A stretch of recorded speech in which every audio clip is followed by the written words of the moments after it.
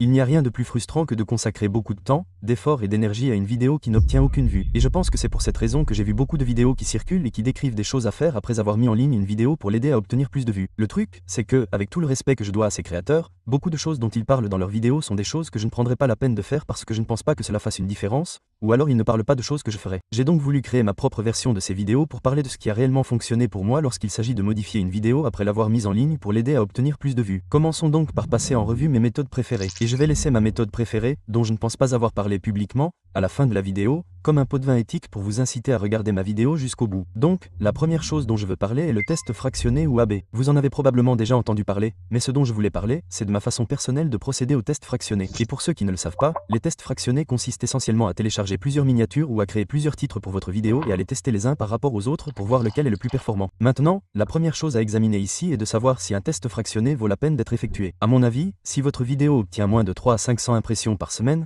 cela ne vaut même pas la peine d'effectuer des tests fractionnés, car les données que vous obtiendrez ne seront pas des données fiables. Maintenant, je pèserai essentiellement la quantité d'efforts que vous consacrez aux tests fractionnés en fonction du nombre d'impressions que vous obtenez. Par exemple, si vous avez une vidéo qui n'obtient que quelques centaines d'impressions par semaine, ne passez pas des heures et des heures à essayer de perfectionner les miniatures et les titres à tester. Mais d'un autre côté, si votre vidéo obtient beaucoup d'impressions, mais peu de vues, vous savez qu'il y a du potentiel. Donc, ça vaut le coup de passer plus de temps à essayer de bien faire les choses. Et pour moi, ça se déroule en deux phases. La première phase, c'est de faire des tests approfondis. Par exemple, si vous testez différentes miniatures sur votre vidéo, vous devez mettre en ligne 3 miniatures très différentes. Évidemment, elles doivent toutes être pertinentes par rapport au sujet de la vidéo, mais stylistiquement, elles ne doivent pas être si similaires. Maintenant, après avoir effectué ce test et trouvé le titre ou la miniature qui fonctionne le mieux, vous allez faire une deuxième phase de test où vous allez essentiellement ajuster de petites variables. Donc, avant, vous faisiez de gros changements, comme des miniatures complètement différentes, des titres complètement différents. Maintenant, ce sont de petits changements. Si vous voulez changer la couleur de la chemise que vous portez pour la miniature, vous pouvez peut-être ajuster légèrement le texte de votre miniature. Vous pouvez peut-être inverser le positionnement pour que le texte qui était à gauche soit désormais à droite, et l'objet qui était à droite soit désormais à gauche. En gros, ce que nous faisons, c'est essayer d'affiner ce qui fonctionne déjà. C'est donc la méthodologie que j'utiliserai pour exécuter vos tests. En ce moment, j'utilise personnellement l'outil de test AB de YouTube pour les miniatures. Je sais que ce n'est pas parfait et que de nombreuses rumeurs circulent selon lesquelles cela ne fonctionnerait pas. Je pense que beaucoup de ces rumeurs sont basées sur la date de sortie initiale,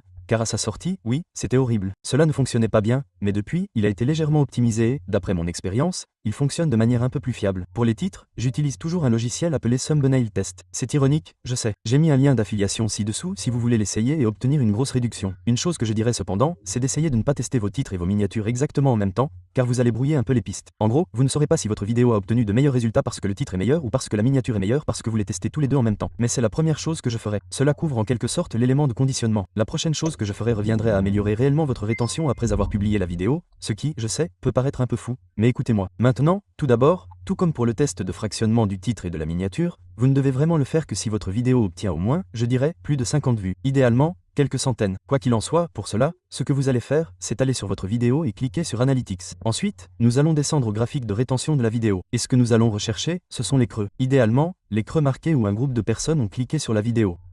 Ce qui me frappe un peu dans cette vidéo, c'est qu'à environ 1 minute 54, on voit que ça passe d'un état plat à un état de déclin. Ouais, ce que je veux faire, c'est regarder cette partie de la vidéo et voir si je peux identifier un point de friction. Il est donc évident que vous voulez vous débarrasser de ce point de friction. Vous pouvez donc aller dans l'éditeur de votre vidéo YouTube, trouver la partie qui pousse un groupe de personnes à cliquer, puis aller dans la fonction de découpage. Ensuite, vous cliquez sur Nouvelle coupe, puis vous pouvez cliquer sur ces barres et les faire glisser pour supprimer ce point particulier de la vidéo. Et si vous faites cela de manière stratégique et que vous planifiez les coupes au bon moment, les autres spectateurs ne remarqueront souvent pas qu'il y a une coupe à cet endroit. Et même si c'est un peu choquant, les gens penseront: oh, vous avez juste fait une erreur de montage et vous l'avez raté avant de la mettre en ligne. Et c'est bien mieux que les gens pensent ça, plutôt que de quitter complètement votre vidéo. Une fois que vous avez correctement positionné la vidéo, appuyez sur le bouton plus pour effectuer cette coupe, puis sur enregistrer les modifications. YouTube supprimera cette partie de la vidéo. Ainsi, les futurs spectateurs ne verront plus votre vidéo et ne la quitteront plus à cause de ce point de friction. Ils continueront simplement à regarder. C'est une technique que je fais souvent à certains moments de la vidéo, mais aussi souvent au début ou à l'intro de la vidéo. Parfois, vous verrez une chute très importante au début de votre vidéo, puis vous verrez un point où elle commence à s'aplatir. Vous regarderez ce point et vous vous demanderez: que s'est-il passé ici? Et si le script ou la séquence de la vidéo le permet, vous pouvez parfois simplement couper toute la partie du début de la vidéo et la démarrer immédiatement au moment exact où vous voyez que cela empêche les gens de quitter votre vidéo. Et cette petite astuce à elle seule peut parfois réduire le nombre de spectateurs qui quittent votre vidéo pendant votre intro d'environ 10 ou 20%. Maintenant, la prochaine chose dont je veux parler concerne la promotion, mais peut-être pas le type de promotion auquel vous pensez. Quand je dis promotion, la plupart des gens pensent: oh, comme republier mes vidéos dans des groupes Facebook ou sur des fils Reddit, etc., etc. Mais la forme de promotion la plus efficace est en fait la promotion sur la plateforme. En gros, il s'agit de promouvoir vos vidéos YouTube dans d'autres vidéos YouTube. Maintenant, si cela peut se faire par le biais de dédicaces d'autres créateurs, c'est génial. Mais souvent, vous pouvez vous mettre en avant dans vos propres vidéos. Tout d'abord, vous devez ajouter des écrans de fin à vos vidéos. Donc, si vous arrivez sur une vidéo et que vous cliquez sur Détails si vous ne l'avez pas déjà fait, vous allez dans l'éditeur puis dans cette option écran de fin. Vous pourrez configurer ces petits éléments cliquables à la fin de votre vidéo que vous pourrez utiliser pour promouvoir une autre de vos vidéos. Une autre chose que vous pouvez faire est d'épingler un commentaire sur votre propre vidéo pour promouvoir une autre de vos vidéos. Et vous pouvez même laisser des liens dans les descriptions de vos vidéos pour promouvoir, vous l'avez deviné, d'autres de vos vidéos. Voici une astuce astucieuse. Au lieu de simplement copier-coller le lien standard de la vidéo que vous essayez de promouvoir, créez une playlist, puis ajoutez-la ainsi que d'autres vidéos à cette playlist. Ouvrez ensuite la vidéo que vous souhaitez promouvoir dans la playlist et copiez ce lien. Car lorsque les internautes cliquent sur le lien, ils sont redirigés vers cette vidéo dans la playlist. Ainsi, s'il arrive à la fin, ils iront regarder toutes vos autres vidéos. L'objectif de l'insertion de liens dans la description, dans vos commentaires épinglés et dans vos écrans de fin est essentiellement de créer un système qui vous permet de transformer une vue en 2 vues, puis en 3 vues, etc., etc.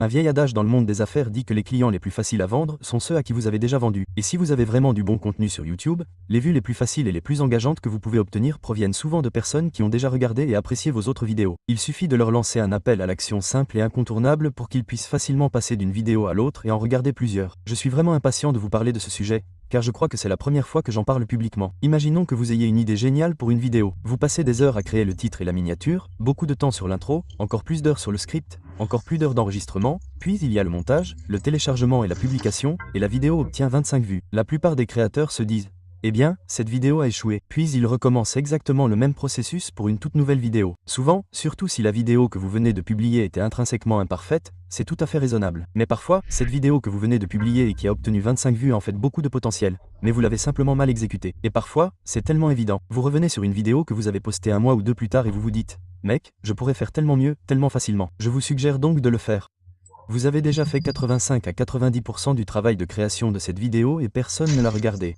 Supprimez-la, apportez les modifications nécessaires pour qu'elle soit vraiment bonne et republiez-la. Et souvent, lorsque les gens entendent ce genre de choses, du genre « Eh bien, l'algorithme ne va-t-il pas me détester ?» ils répondent « Non, pas d'après mon expérience. » Mais si cela vous inquiète vraiment, supprimez complètement la vidéo d'origine. YouTube n'en a donc aucune trace et ne peut pas avoir d'impact physique sur la version re-uploadée. Et puis les gens se disent « Mais mes spectateurs ne vont-ils pas me détester quand ils verront que je remets des vidéos en ligne ?» Ils se disent « Mec, t'as 25 vues. » Tout d'abord, la plupart de ces personnes ne regardent probablement pas religieusement chacune de vos vidéos. Deuxièmement, même si certaines d'entre elles le sont, allez-vous vraiment laisser 25 personnes vous empêcher de potentiellement corriger cette vidéo et d'obtenir des milliers ou des dizaines de milliers de vues? La décision à prendre ici est évidente, n'est-ce pas? C'est quelque chose que j'ai fait plusieurs fois. Vous verrez peut-être des commentaires sur mes vidéos, des gens qui disent « Oh, j'ai l'impression d'avoir déjà vu cette vidéo ». C'est souvent parce que c'est le cas. J'ai peut-être pris ce segment ou ce montage. J'ai peut-être pris cet ancien script et je l'ai réutilisé pour créer une meilleure nouvelle vidéo qui ne contient pas les erreurs de mon ancienne vidéo. Et j'ai fait ça pour des vidéos qui ont obtenu des milliers, voire des dizaines de milliers de vues. Et la pire chose qui me soit arrivée, c'est que 5 personnes disent Oh, j'ai l'impression d'avoir déjà vu cette vidéo. Alors, jetez un œil à votre ancien catalogue et voyez s'il existe des possibilités pour vous de corriger et de refaire facilement d'anciennes vidéos ratées d'une manière qui pourrait potentiellement leur donner une toute nouvelle vie.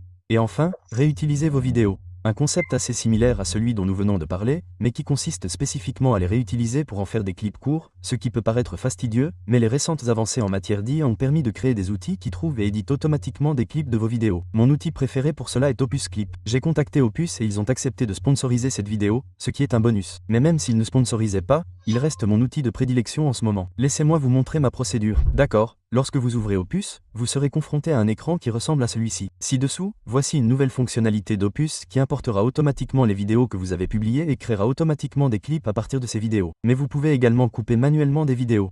Par exemple, je peux prendre le lien de cette vidéo, aller ici, le mettre ici, puis ici, je peux sélectionner différents paramètres. La durée de mon clip, le type de vidéo. Cela aide simplement l'IA à obtenir de meilleurs clips pour vous. Vous pouvez donner à l'IA des instructions spécifiques sur le type de clip à rechercher. Vous pouvez voir quelques exemples de cela ici. Ensuite, ici en bas, vous pouvez choisir votre format d'image et sélectionner un pré-réglage. Vous pouvez donc choisir l'apparence et le rendu de vos clips. Mais si cela me convient, je clique simplement sur « Obtenir des clips » en un clic et l'IA commencera à couper cette vidéo. Mais pour gagner du temps, j'ai déjà chargé cette vidéo. Vous pouvez la voir ici. Et vous pouvez voir que l'IA a coupé un tas de clips différents pour nous. Maintenant, si je recherchais un type de clip ou un moment spécifique, je pourrais accéder à cette barre de recherche et le rechercher. Par exemple, disons que je veux trouver des clips sur la façon d'entraîner l'esprit. Je pourrais cliquer dessus et Opus va me trouver des clips spécifiquement sur ce sujet. Mais pour le bien de cette vidéo, je vais simplement sélectionner et utiliser celle-ci. Et c'est pour moi littéralement. Comment puis-je trouver cet équilibre entre être et faire? Parce que maintenant, bien sûr, certaines personnes disent Ouais, si tout le temps je me contentais d'être. Eh bien, rien ne serait fait dans ce monde. Donc, ce clip continue comme vous pouvez le voir. C'est en fait une accroche assez intéressante, mais je pense qu'elle pourrait être un peu affinée. Donc, ce que je pourrais faire, c'est descendre et cliquer sur cette option d'édition du clip, et le tout nouvel éditeur d'Opus s'ouvrira. Et sur la gauche ici, ce que je vais voir, c'est la transcription de ce court-métrage en particulier. Je pense que le silence ici, et le « donc », pour moi, c'est littéralement, pourrait probablement être supprimé. Donc, ce que je pourrais faire, c'est sélectionner ce mot « comment ». Car c'est là que je veux que le clip commence. Allez aux 3 points, descendez jusqu'à « diviser et couper », puis je vais aller dans « définir comme début ». Et ce que vous pouvez voir, c'est que maintenant, il va couper le clip. Et donc maintenant, si nous regardons cela en arrière, comment puis-je trouver cet équilibre entre être et faire? Il a coupé cette partie du début. Nous pouvons désormais apporter autant de modifications que nous le souhaitons à cette vidéo, mais la plupart du temps, l'IA est plutôt douée pour le faire automatiquement, y compris pour ajouter les sous-titres et cadrer le clip. Mais une nouvelle fonctionnalité intéressante d'Opus est que vous pouvez aller ici dans le suivi, cliquer sur le suivi manuel du sujet, puis si vous souhaitez que le clip soit automatiquement centré sur autre chose, vous pouvez simplement sélectionner cet élément. Par exemple, je pourrais aller sélectionner ce tableau, et si j'appuie sur le suivi, la vidéo se concentrerait désormais sur ce tableau. Donc, en gros, si l'IA se trompe, vous pouvez aller ici et lui dire « Et, je veux que vous vous concentriez sur cette partie de la vidéo, pas sur celle-là. » Évidemment, je ne veux pas que cette vidéo soit centrée sur le tableau, donc je vais faire un X. Mais c'est une nouvelle fonctionnalité plutôt intéressante qu'ils ont. Et maintenant, il y a tellement plus de choses que je peux faire sur ce clip. Il y a tout un tas de fonctionnalités d'IA. Je peux ajuster le style des sous-titres que je veux. Je peux ajouter du texte à la vidéo. Je peux ajouter un crochet d'IA à la vidéo. Je peux télécharger mes propres séquences et les ajouter à la vidéo. Je peux ajouter automatiquement un B-roll. Mais en fait, j'aime bien la façon dont c'est, simple, clair, encadré sur son visage avec du texte qui apparaît parce que maintenant, bien sûr, certaines personnes disent « ouais ». Donc, ce que je vais faire, c'est cliquer sur enregistrer. Et puis les modifications que nous venons d'appliquer à ce clip ont été effectuées. Comment puis-je trouver cet équilibre entre être et faire? Et à partir de là, je peux soit télécharger ce clip, puis le télécharger manuellement.